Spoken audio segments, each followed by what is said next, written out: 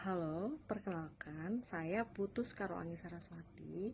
Saya seorang akademisi.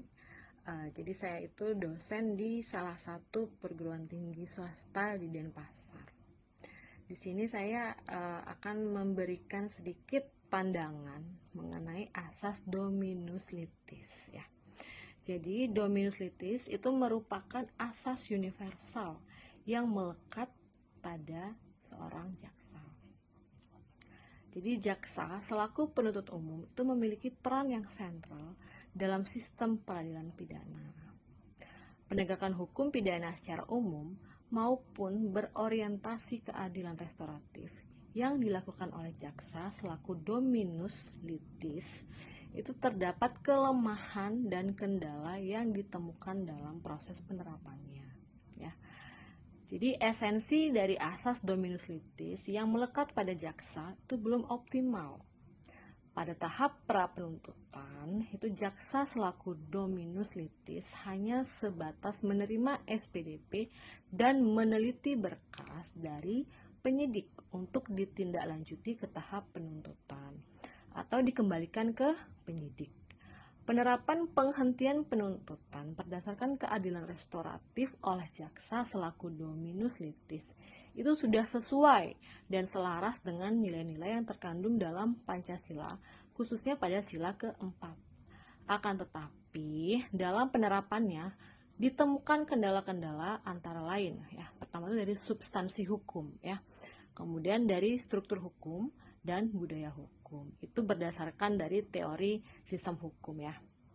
Jadi penguatan kewenangan jaksa selaku Dominus Litis dalam penegakan hukum pidana berorientasi keadilan restoratif dapat dilakukan dengan memformulasi konsep keadilan restoratif ke dalam KUHAP ya. Jadi ke dalam KUHAP. Namun demikian dalam proses pembaharuan KUHAP ya, itu membutuhkan banyak aspek pertimbangan ya, serta memakan waktu yang begitu lama.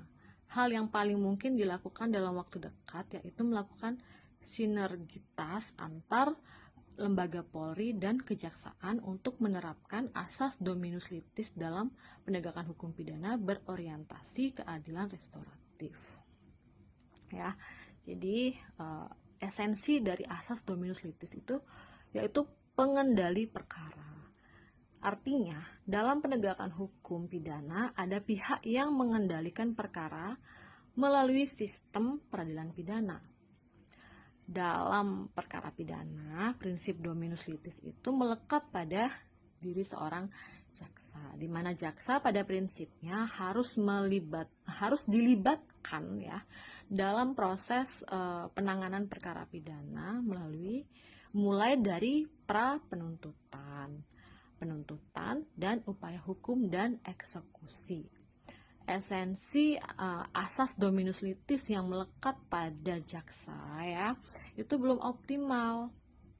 Pada tahap pra penuntutan, jaksa selaku Dominus Litis itu hanya sebatas menerima SPDP dan meneliti berkas dari penyidik untuk ditindaklanjuti ke tahap penuntutan atau dikembalikan ke penyidik.